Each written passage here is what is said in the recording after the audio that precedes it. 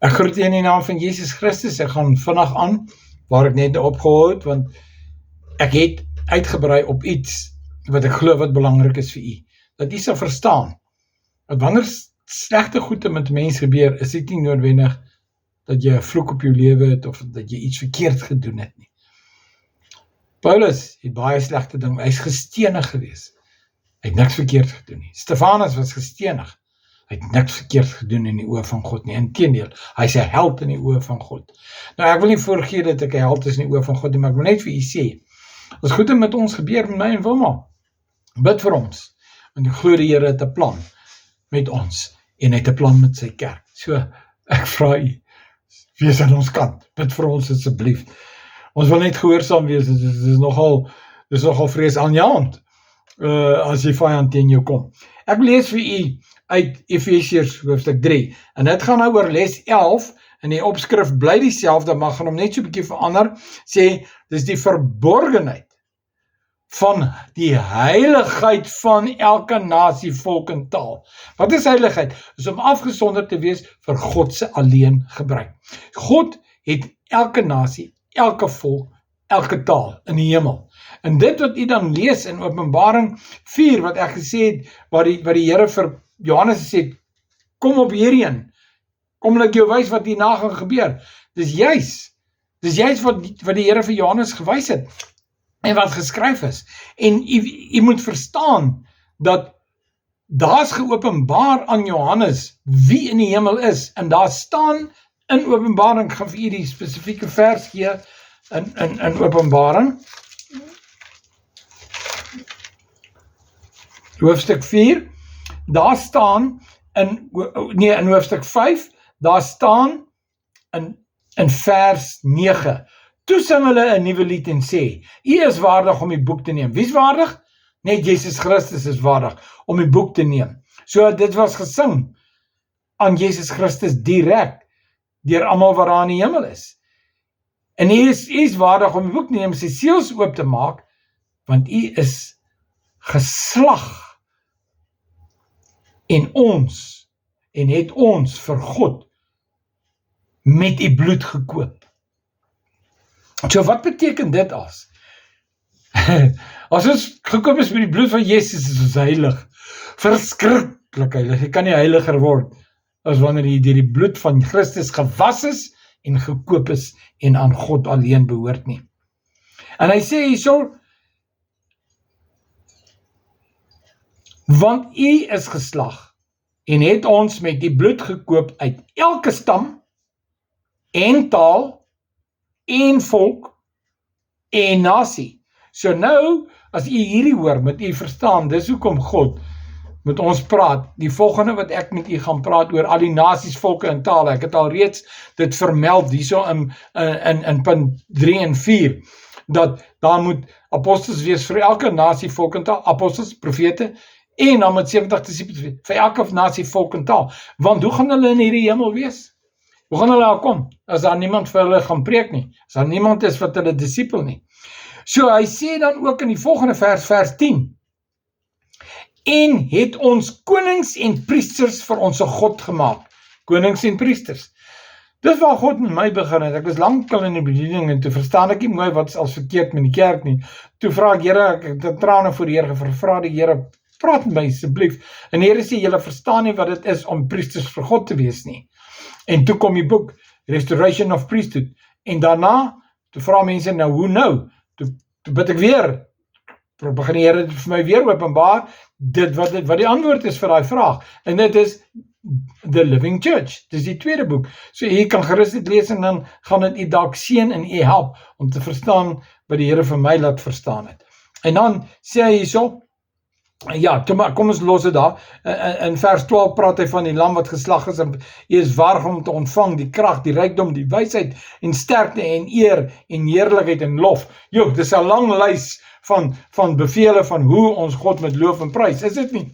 Nou wil ek terugkeer na Efesiërs hoofstuk 3, en ek lees daar, om hierdie rede is ek, Paulus, die gevangene van Christus Jesus, vir julle wat heidene is.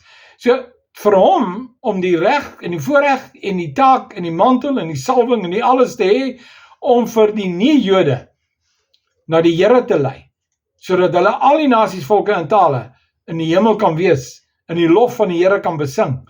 Vir dit betaal Paulus 'n prys.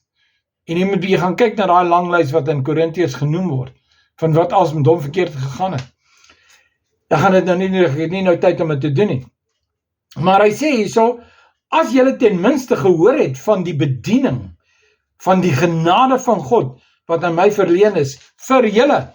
So waarvoor is Paulus in die tronk? Hy is vir hierdie julle. Wie is hulle? Dis die Efesiërs. En nie net die Efesiërs nie, al die nasies, volke en tale. Hoekom? Want Paulus was die hoofapostel vir al die nasies, wat nie Jode is. En dis al hierdie nasies, volke en tale. Nou, dis interessant, né? En hy sê hierso, vers 3, dat hy aan my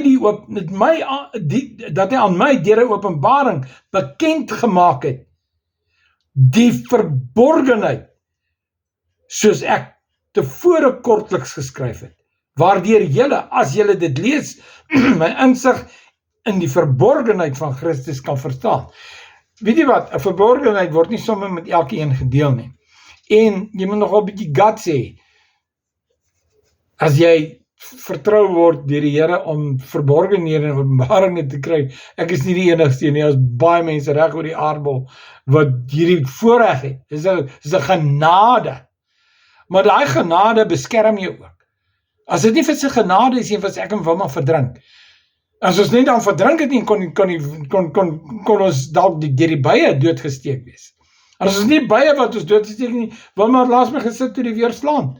Dan kon ons altyd deur die weerlig doodgeslaan gewees het. En wie weet wat nog? Wie weet wat beplan die duiwel? Maar ek sê, die Here is ons beskermer.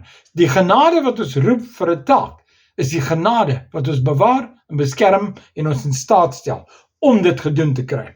So ek hoop jy verstaan hierdie ding van die verborgenheid. Dis nie vir almal nie, maar die wat die verborgenheid kry, moet dit deel met die kerk. Dis wat Paulus hier doen onder die krag van die Heilige Gees. En hy sê in vers 5, wat in alle tye aan die mense nie bekend gemaak is nie, soos dit nou aan sy heilige apostels en profete openbaar is deur die Gees.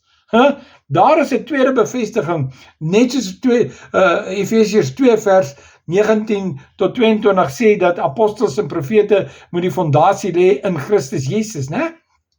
Nou net so hier staan. Die verborgenhede, jy help dit om daai fondasie te kan oordra. Jy moet 'n openbaring kry van die Here om dit te kan doen. So, hy sê hier, hy bevestig aan in Efesiërs 3 vers 5, dat dit aan sy heilige deur bloed gekoop, apart gesit vir God se alleen gebruik, en die duiwel wil hulle uithaal, maar God bewaar hulle. Hulle is almal, in elk geval, behalwe Johannes, is almal onnatuurlik dood. Is onderste bo gekruisig, allerlei goede het met hulle gebeur. Weet jy wat? As jy apostel vir die Here wil wees, as jy 'n profeet vir die Here wil wees, dan moet jy vashou in die Here se genade. Want dit is al wat jou bewaar. Nie jou oulikheid nie, nie hoe smart jy kan die dodge and dive nie. Hoe dodge and dive jy die goed? Dit is God se genade wat jou red en jou dra. En dan gaan verder vir julle lees. Vers 6 sê, dat die heidene mede-erfgename en medelede van die liggaam en mede-deelgenote aan sy belofte in Christus kan ontvang deur die evangelie. En waarvan ek het van hierdie evangelie 'n dienaar geword, volgens die gawe van die genade van God, wat aan my gegee is, ooreenkomstig die werking van sy krag. Halleluja, dis nie in ons krag nie, ons as mense, en dan moet 12 apostels en 12 profete en 12 boerevolk apostels wees, en die 12 wat ek eers genoem het, is globale, vir die globe, vir die wêreld, maar dan vir die boere, en dan vir Afrika, en dan vir die hele, elke land, maar sy volk en taal. Dan moet almal, so die Here het hierdie ding net deur my, ek wil amper sê, wakker gemaak. En ek het gesit er al vir 6 maande, vandat die Here het aan my openbaar het. En die Here wil hê, dat u moet almal betrokke raak. Die hele kerk moet betrokke raak. Dit is nie net spesiaal, apostels het 'n rol om te vervul. Apostels kan nie doen wat 'n profeet doen nie, 'n profeet kan nie doen wat 'n evangelis doen nie. Maar elkeen het sy rol wat hy moet vervul en ons moet doen wat die Here ons voor geroep het en gesalf het en geseën het deur sy genade. Halleluja. Ek hoop jy skep moed. En dan sê hy in vers 8, aan my, die geringste van al die heiliges. Nou kyk, Paulus sê dit, né? Nou Piet van Heerden sê dit ook. Ek voel ook soos die geringste van al die heiliges. En dit het al die mensdom wat God geroep het vir 'n taak op die aarde, wat in die Bybel beskryf is, het almal teruggedeins gesê, Here, ek hakkel, Here, ek is die swakste, Here, ek kan nie, Here, my dit en my dat, ek moet nog my pa, my ma gaan begrawe. Die Here sê, los die dooies, hulle eie dooies begrawe. En toe was die ou se ma en pa nog nie eers dood nie, né? Jy moet weet wat se antwoorde die Here vir hom gegee. Broers en susters, ek hoop jy word 'n bietjie gechallenged, né? Maar wie wat, dis genade. Dis genade wat jou regop hou, wat jou bewaar, wat jou beskerm. So my en Wilma se getuienis dat ons oorleef het, al die aanslae op ons lewens, is die genade dat Jesus Christus ons bewaar het. Dis absoluut net genade.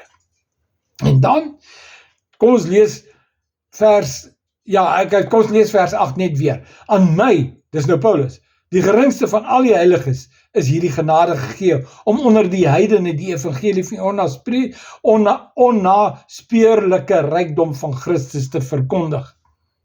Ja! Ons gaan dit doen. Die kerk gaan dit doen. En ons gaan ophou om die pastoor te roep, om dit te doen. Pastoor is daar om jou toe te rus, dat jy dit moet doen, hoor? Ja, gaan lees mooi, wat sê Efesiërs 4 vers 11 en 12. Lees dit bietjie mooi, wie is hierdie heiliges? Almal wat in Christus is, né? Nou sê hy daarso, in vers 9, en vir almal in die lig te bring, wat die gemeenskap is, van die verborgenheid. Gemeenskap van die verborgenheid, wat vir alle eeue af